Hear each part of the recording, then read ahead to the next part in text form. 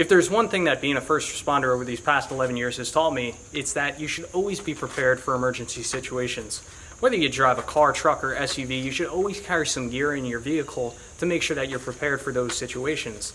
They will happen. Just how it goes. For example, what were to happen if your passenger received a laceration on their arm or leg, was bleeding really heavily, and you're far away from help? Do you have a proper trauma first aid kit to stop the bleeding and administer first aid? What were to happen if you were driving in the middle of some godforsaken highway or in the middle of the desert and you realized you had a screw in your tire, losing air pressure, and there's no way you're going to make it to the next service station? Do you have the proper tools and equipment to repair that tire and reinflate that tire? Or what if it's the wintertime? What if it's 30 degrees out? You're driving down the highway, and next thing you know, there's a deadly accident up the road. Highway patrol decides to shut down the highway. Next thing you know, you're stuck in your car for 5 to 10 hours. Are you prepared to handle a situation like that? Well, in today's video, I'm going to go over the top 12 things that I think you should carry in your car at all times. So let's get started. All right, let's get started here. So item number 1 is a proper first aid kit. Now, when you go to the store and you buy a first aid kit, I feel like those first aid kits really give you a false sense of security, because what's included in those, mass-produced first aid kits? Well, you get some Neosporin, maybe some medical shears. Really, those first aid kits aren't trauma-driven. Like, if you have a serious injury, those first aid kits really won't do you much good. So in my first aid kit, I have some heavy trauma dressing, right? Some 4x4s, some 5x9s, a pair of trauma shears. I do have the Neosporin and some small Band-Aids. Also, I carry a SAM splint. God forbid you're in the middle of nowhere and somebody breaks their wrist or breaks their arm, you have the ability to splint that broken bone. Also, if we go a little bit deeper here, I have an Israeli bandage, which an Israeli bandage is like a serious pressure dressing. As you can see, it's been opened before just because I wanted to familiarize myself with it. And it's basically a step down from a tourniquet. Also have some roller gauze, triangular bandage. I think I have some medications in here, your Advil, aspirin, ibuprofen, just some common medications, and also some medical tape. This is a really good, compact, serious trauma kit.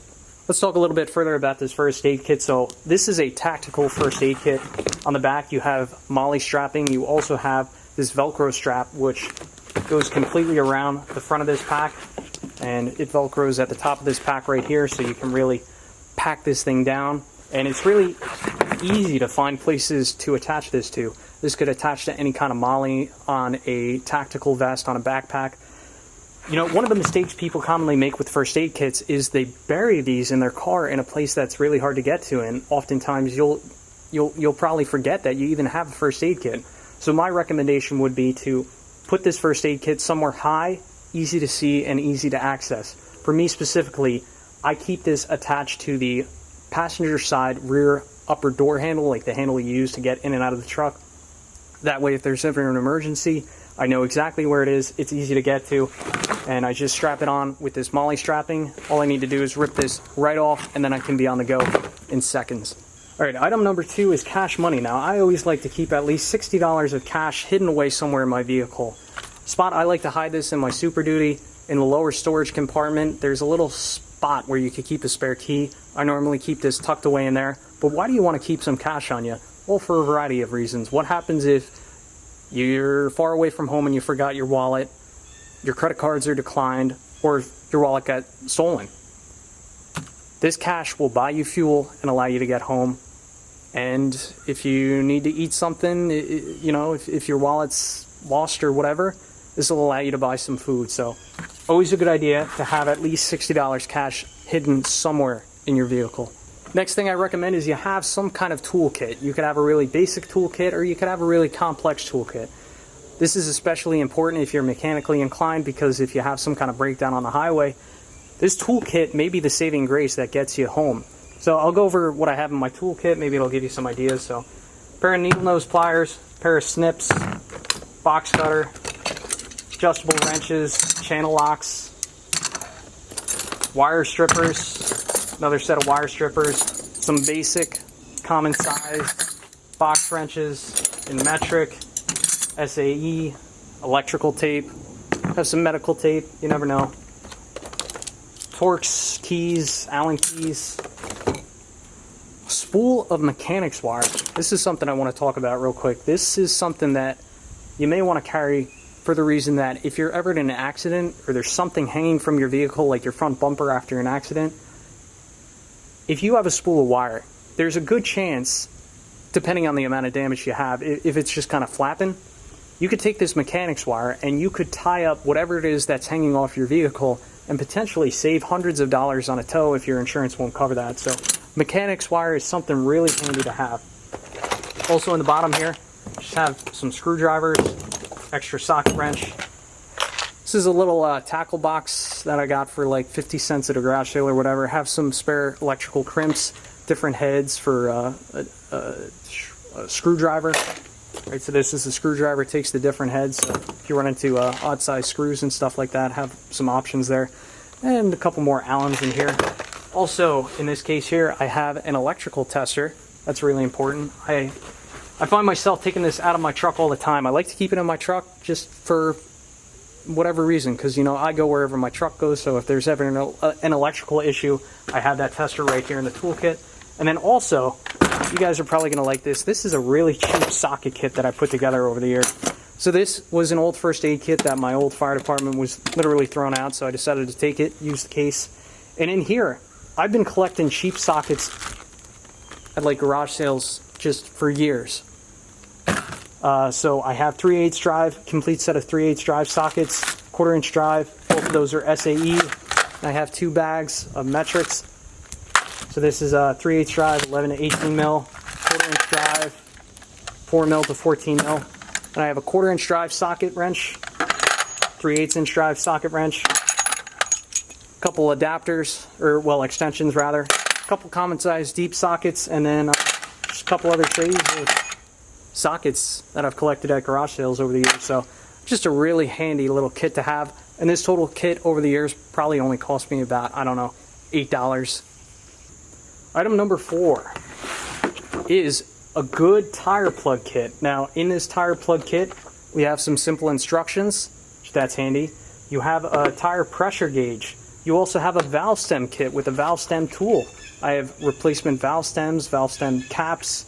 There's also a little folding knife right there to cut off the excess for the tire plug after you install that. You have your lubricant.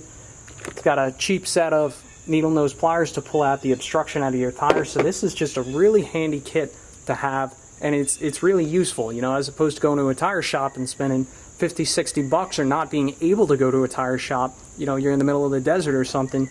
You can remove that nail or screw from your tire and plug it with a kit like this.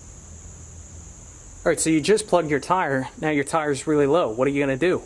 That brings us to item number 5. You should have some type of portable compressor to go along with your tire plug kit. Now this is an old Porsche air compressor, which I salvaged, and this is probably from the 80s, something like that. So this is probably about 40 years old, but it still works just fine. So this plugs right into your cigarette lighter. You have a nice long lead for this cord. I can probably reach out probably 15 feet with this cord. So you have your compressor, your on-off switch, pressure gauge, and this just plugs right into a tire. So it's really important, especially if you're in remote areas, that you have a way to inflate your tires. Alright, item number 6 is a heavy-duty jumper cable set.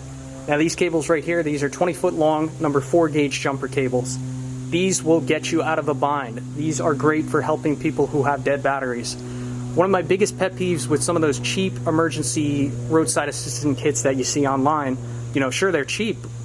It really provides a false sense of security because they include like 5-foot long jumper cables with really thin copper cables. Honestly, they're kind of dangerous. Next time you go to jumpstart a car with those really thin jumper cables, hold on to that cable a little bit and just feel the heat coming off there, because you're pumping so much current through such a small copper wire that it's producing an enormous amount of heat. So by having a number 4 gauge jumper cable or lower, you're creating a larger path for that current to flow through. Your car's going to jump start quicker, and it's just safer. And having a 20-foot long jump cable is going to make it so much easier to hook up, right? Because like trying to hook up with a 5-foot cable when your battery's, you know, a foot or two recessed in your engine, it can get annoying. Item number 7, I recommend that you have some emergency food and water. I personally like to keep nuts in the truck. The reason I like nuts is because they have a long shelf life. They're high in protein and high in fat. So when it comes to an emergency situation, this is a good survival food. All right, item number 8 that you should carry in your vehicle is some type of tow strap. Now, ideally, I'd like to have a chain in the truck, but I don't have a toolbox in the back yet, so I just keep this nylon tow strap stored away in the cab. But say you and your friend are on a road trip and it's snowing out and there's no cell phone reception, your friend goes in a ditch. By having a tow strap, you can get them out of the ditch, save hundreds of dollars on tow fees, and also it just allows you to be self-sufficient. So, should at least have some type of simple, cheap nylon tow strap. Item number 9 is a little bit more geared towards truck and SUV owners, especially truck owners, and number 9 is ratchet straps. If you own a truck, you pretty much have to have ratchet straps. You know, you go down to the home center and get 10-foot long boards that stick out the back of your truck, you got to strap them down. You put an ATV in the back of your truck, you're going to need a ratchet strap to strap it down. These are so versatile, there's so many uses. I use these all the time when it comes to mechanical work and around the house, around the shop. Just really handy thing you should keep with you. Item number 10 on our list is fuses. You should always have some spare fuses with you. As you can see, I have 2 kits here. This kit right here is a mini fuse kit, and then on the right here, I have, these are standard blade fuses. I believe they're also known by the name of ATC fuses. Also have some of these fuses. I'm not 100% sure what they're called, but it's really important that you take a look in your fuse box at some point just to see what style of fuses you have in your car, because auto manufacturers nowadays, it's very common to see 3 different styles of fuses, you know, and just a standard blade fuse kit will not cover that. Item number 12, you know, I was going back and forth whether I wanted to keep this on the list or not, but I decided to keep it on the list. Item number 12 is a flashlight. The reason I decided to keep this on the list was I was going through the scenario if you had a flat tire in a really dark area. I was kind of thinking, you know, you could just use the flashlight on your cell phone, but then I got thinking, you know, it's kind of hard to prop it up sometimes and get it into the position that you want it. With a flashlight like this, you know, it's got a freestanding base, so you can just drop it down, set it and forget it, point it up. It's just a little bit easier than having a cell phone. Also, I think it's oftentimes they're more powerful than the flashlights on cell phones, so you could also use this as a signaling device. But I think it's a good idea to have a high-powered flashlight in your kit. Alright, so that includes the list of 12 things that I think you should keep in your car or truck at all times, but I'm also going to include 3 bonus items that I recommend you carry, especially in wintertime. Item number 1 would be some type of warm clothes, spare change of clothes. I always carry a winter jacket, a sweatshirt, a hat. Let me just tell you, having some warm clothes in my truck, you know, I find myself using it all the time, whether I'm with the girlfriend, we're going for a walk or something, she gets freezing. It's always a good idea to have some warm clothes in the car or truck. Item number 2, you should get some type of snow removal brush or system for your car. Now, if you live in the Northeast and you get snow on your car, you have to remove that snow off your car. It pisses me off so much when I see people driving down the highway with 6-12 inches of snow on their car, flies off their car, lands in the road or lands on the car behind them, almost causes a big wreck. Just don't be that guy. You should not be driving if you don't clear off your car. But investing in something like this, I bought this last year. This is called a Snow Joe. Let me tell you, this is the best thing I've ever bought in terms of snow removal equipment for the car. Basically what you have this plastic, it's almost like a styrofoam. This is non-marring, it won't scratch your paint. And then you have these brackets for these bars. So these bars just screw into the housing right here. And on the other end of the tool, you have a snow scraper. I also like to keep a second handheld snow scraper, or ice scraper rather. Normally banks and big corporations hand these out for free, but I like this just for removing ice off my side window. It just takes ice off the windows a lot quicker than waiting for the car or truck to defrost, but have some type of snow removal tool. And last but not least, in the wintertime, if you get snow, I recommend you carry some type of shovel.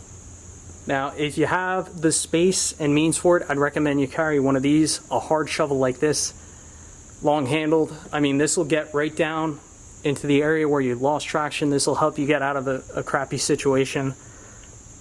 You're not going to move as much snow as a snow shovel, but snow shovels, you know, they're made out of plastic, right? So if you're trying to cut through some heavy, icy, banky snow, snow shovel is generally not going to cut it. By having a heavy-duty steel flat shovel, that'll really help you out of a bind. And that concludes my list of 12 pieces of equipment that you should keep in your car or truck at all times. Let me know what you think. Is there something I forgot to mention though? Maybe something you keep in your vehicle that I don't keep in mind? Let me know in the comment section down below. Anyway, thanks for watching, and I'll catch you on the next one.